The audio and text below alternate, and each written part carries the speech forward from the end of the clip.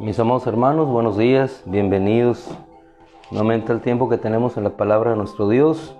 Hoy 15 de septiembre vamos a glorificar a nuestro Dios nuevamente, estando con una actitud sencilla, humilde delante de su presencia. ¿A quién miraré?, dice el Señor en su palabra. ¿A quién miraré? Aquel que es humilde y que tiembla ante mi palabra. ¿Y por qué temblamos ante su palabra? Por reverencia, por amor, por que entendemos que su palabra es Él mismo, lo representa. Tema de hoy: todo ayuda para bien. Todo ayuda para bien. Hay unas porciones en la Escritura, nosotros las podemos encontrar en la Epístola a los Efesios, donde si podemos captar nosotros lo que el apóstol Pablo captó, él captó no solamente la gracia de Dios. En cada una de sus epístolas al final, él pone y se despide de esa manera: que la gracia de Dios sea con ustedes. ¿Por qué el apóstol Pablo, a diferencia de otros, pudo entender esa gracia de Dios en su vida? Porque entendió que todo provenía de la mano de Dios, entendió que todo provenía de la soberanía, del poder de Dios. Entonces, para él, cuando escribía a los Efesios, expresaba: porque somos salvos mediante la fe. Efesios 2:8. Somos salvos mediante la fe, y esto no surgió de nosotros, sino que es don de Dios. Y en esta declaración del apóstol Pablo podemos encontrar un profundo significado en cuanto al conocimiento de la gracia y de la gloria de Dios. Cuando en nuestro vocabulario expresamos frases como Dios está en control, el cielo gobierna, Él hace todo cuanto quiere, si Dios quiere haremos esto o aquello, si Dios lo permite, todo eso nos lleva a un reconocimiento de nuestro corazón que todo lo que sucede es por la gracia y para la gloria de Dios. Cuando nosotros nos vamos a ver al apóstol Pablo, igualmente, en Efesios capítulo 2, versículo 10, dice: porque somos creación suya, creados para buenas obras, las cuales Dios preparó de antemano. Igualmente, cuando nos vamos a 1 Corintios capítulo 15, versículo 10, dice el apóstol Pablo: por la gracia de Dios soy lo que soy.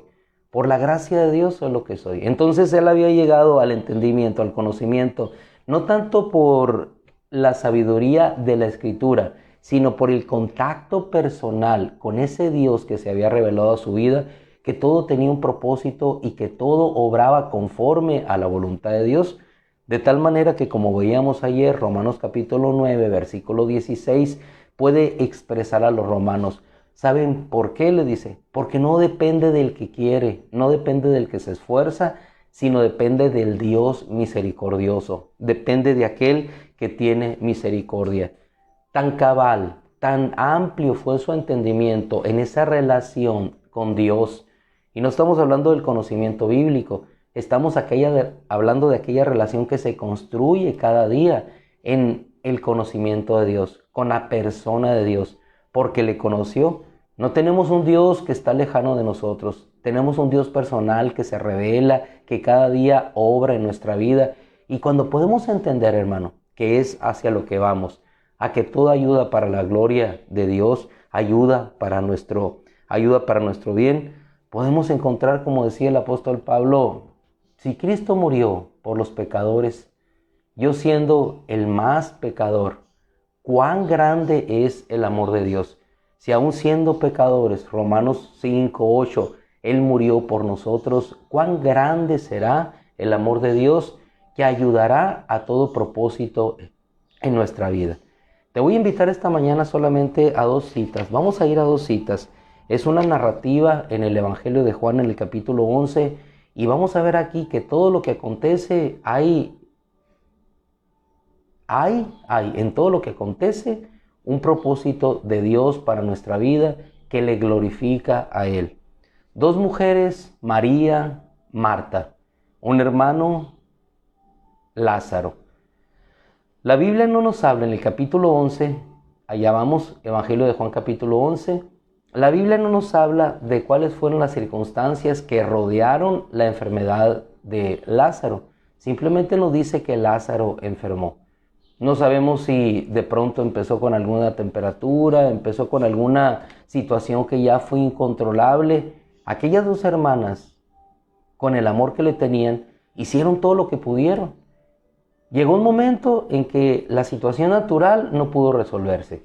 Ya la ayuda humana que podían proporcionarle a su hermano fue insuficiente para poder sostenerlo. Quizá pasó un día, pasó otro. La Biblia solamente nos habla acerca del llamado que ellas hicieron y a partir de eso podemos nosotros hacer un conteo. Pero los días previos nadie los conoce. No sabemos las circunstancias en las cuales ellas se encontraban, pero obviamente el Señor tenía conocimiento de esa circunstancia. Llegó un momento en que no se pudo controlar, que aquello escapó de sus manos. Es entonces cuando ellas, ambas, mandan llamar al Señor y le dicen, nuestro Señor estaba en una aldea un poco cercana, le mandan decir que el que amas está enfermo. Pero curiosamente nuestro Señor en el Evangelio de Juan capítulo 11 nos dice que nuestro Señor no acudió de inmediato. Sin embargo, Él sabía y conocía. Y Él puede expresar en el versículo 4, si lo podemos leer juntos. Jesús dijo, esta enfermedad no es para muerte, sino para la gloria de Dios, para que el Hijo de Dios sea glorificado a causa de ella. Las dos hermanas mandaron llamar a Jesús. Jesús no acudió inmediatamente en ese momento. ¿Por qué? Porque había un propósito superior en aquellas mujeres que tenían que ver, y no solamente ellas, sino también aquellos que lo verían, que sería ver la gloria y la gracia de Dios. En ocasiones pueden ocurrir situaciones en nuestra vida que no sabemos ni entendemos por qué están aconteciendo, sucediendo. Tenemos que apoyar a un hermano, tenemos que apoyar a nuestros familiares, tenemos que apoyar a nuestras madres, a nuestros padres, y no entendemos. Los días transcurren y sin embargo parece ser que la ayuda de Dios no llega, como si Dios estuviera alejado de nuestra situación y nosotros tenemos que seguir y no sabemos qué vaya a acontecer el día de mañana. En este caso, las dos mujeres encuentran solamente que su hermano muere. Jesús no llegó. Mas, sin embargo, llegado el tiempo, llegado el momento, Jesús toma su lugar, toma su tiempo y va con ellos. Una de ellas, Marta, le dice, Señor, si hubieras estado aquí. Y esto nos lleva a una reflexión. Versículo 21 le expresa de esa manera. Marta le dice, mi Señor, si hubieras estado aquí, no hubiera muerto nuestro hermano. ¿Y cuántas veces pensamos de esta manera nosotros? Si Dios hubiera actuado, no hubiera acontecido esta situación en nuestra vida. Pero más allá de lo que nuestros ojos pueden ver, está obrándose un propósito de Dios que habrá de glorificarlo a Él y que nos hará ver a nosotros el amor y la gracia del Señor para nuestra vida. Hermano amado, todas aquellas situaciones que acontecen no están alejadas del conocimiento de Dios, así como tampoco están alejadas de que todo aquello que sucede sea para glorificar a nuestro Dios. Y no solamente fue ella la que dijo a Jesús estas palabras. Llegando Jesús con ella, se quedó en aquel lugar. Después María, su hermana, supo que Jesús había llegado con ellas. ¿Jesús llegó tarde a resolver su situación? No, Dios nunca llega tarde. Llega exactamente en el momento propicio en que nuestro corazón rendido a Él puede reconocer que se obrará una obra mayor a la que nosotros hubiéramos esperado. ¿Qué esperaban estas mujeres? Ellas esperaban que el Señor llegara, les sanara y todo quedara de una manera, obviamente glorificando a Dios, pero resuelta conforme nosotros habíamos pedido aquella situación. Pero Dios siempre prepara algo mayor. ¿Qué nos toca a ti y a mí? Sencillamente descansar y confiar, descansar en que un propósito más allá de la circunstancia que tienes adelante se está obrando para glorificar a Dios y que eso proviene solamente por su gracia. Así que Marta, de igual manera que su hermana, puede expresarle, mi Señor, si hubieras estado aquí, no hubiera muerto mi hermano. Probablemente con su hermana habían intercambiado opiniones, habían dicho ella y la otra, si Jesús hubiera venido, si Jesús hubiera respondido cuando Él recibió nuestro mensaje, probablemente no hubiera muerto mi hermano. Pero la situación ahí estaba y ellas no sabían que Jesús tenía preparado algo de antemano mucho mejor que lo que ellas estaban pidiendo. Muchas veces nosotros pedimos no como conviene. ¿Por qué no pedimos como conviene? Porque no sabemos la voluntad de Dios. Es cuando viene la ayuda del Espíritu Santo para pedir por nosotros de manera que agrade a la voluntad de Dios. ¿Qué nos toca entonces a nosotros ante una circunstancia que tenemos por delante? Hermano, simplemente ir haciendo lo que tenemos que hacer, resolviendo lo que tenemos que resolver y esperar a que la respuesta de Dios a través de la persona de Jesús, como lo vivieron estas dos mujeres, pueda llegar a nuestra vida para que Dios sea glorificado. Cuando Job estuvo esperando la respuesta de Dios, no llegó, pero cuando él ya humillado en su corazón pudo reconocer la grandeza de Dios, entonces Dios le habló. Una cosa es segura, Dios responderá, Dios llegará. En este caso hermoso, pues Dios respondió de una manera maravillosa. ¿Por qué? Porque Él de antemano dijo, esta enfermedad no es para muerte, sino para gloria de Dios. Muchas veces queremos retener a las personas, queremos que no partan de aquí, pero tiene Dios un propósito mayor que la vida aquí, y esa es la vida superior en un lugar de eternidad, de descanso para aquellos que Él llama. ¿Por qué lo hace? Lo hace para su gloria, lo hace porque busca el bien de aquellos a los cuales está tratando de tal o de cual manera. De tal forma que inclusive entre aquellos que estaban rodeando a las dos mujeres, a esta familia, uno de ellos puede expresar y decía, si Él pudo abrir los ojos al ciego, ¿acaso no podría también evitado que Lázaro muriera? Efectivamente, Dios podía haber evitado que Lázaro muriera, pero no estaba dentro de su plan, no estaba dentro de su propósito. ¿Por qué? Porque la obra que se habría de realizar al final sería mayor y esa obra sería para glorificarlo a Él. De tal manera que nuestro Señor, conmovido por aquella multitud que acompañaba a las dos hermanas, se para enfrente de aquella tumba, de aquel sepulcro y expresa las palabras que hoy quedan impregnadas en las mentes y en el corazón de todos aquellos que leemos hoy, cuando dice, Lázaro, ven fuera. Y efectivamente Lázaro salió, y no hay testimonio mayor de la gloria de Dios que hayamos visto nosotros, amén, de sanidad de enfermos, que el que un muerto haya resucitado y haya vuelto a la vida. ¿Cuándo lo hizo el Señor? En momentos previos a su muerte, cuando habría de enfrentar ya la situación de la cruz en ese sacrificio. ¿Por qué lo hizo, hermano? Porque Él hace cosas maravillosas antes. Las hace en el pasado para que nos demos cuenta que lo que viene por delante será una gloria mayor. Vamos a ir a una cita que se encuentra en el Evangelio, la Epístola a los Romanos, capítulo 8, versículo 28. Romanos capítulo 8, versículo 28. Y aquí el apóstol magistralmente le expone a los romanos 8, 28. Porque nosotros, Romanos 8, 28, y sabemos que para los que aman a Dios, todas las cosas cooperan para bien. Y sabemos que los que aman a Dios, o para los que aman a Dios, todas las cosas cooperan para bien.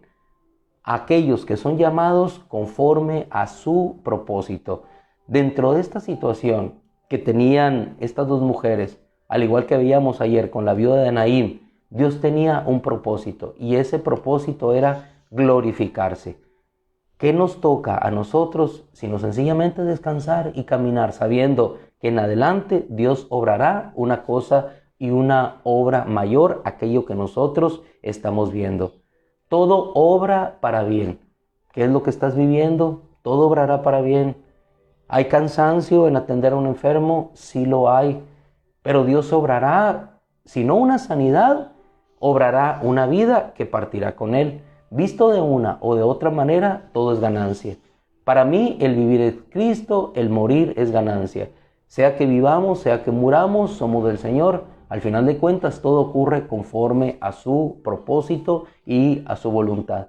Así es que caminando en esa voluntad y en ese propósito y en ese descanso de entender, así como lo entendió el apóstol Pablo, que todo lo que sucede obra para la gloria y por la gracia de Dios, hermano, no nos resta sino enfrentar lo que tenemos por delante.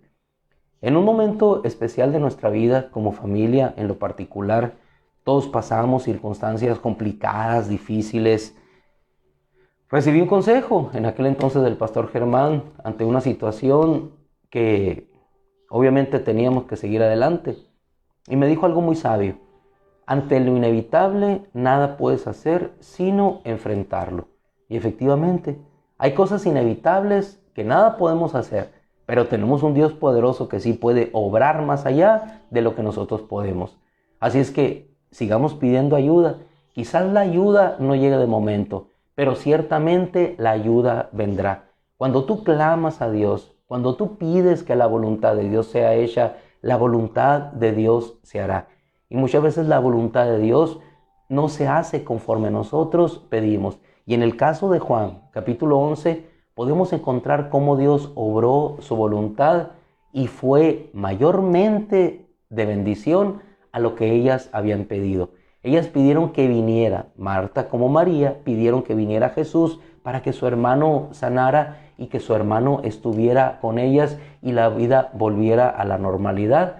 Pero Jesús no le respondió conforme a ellas pidieron en ese momento. ¿Por qué? Porque iba a ser una cosa mayor.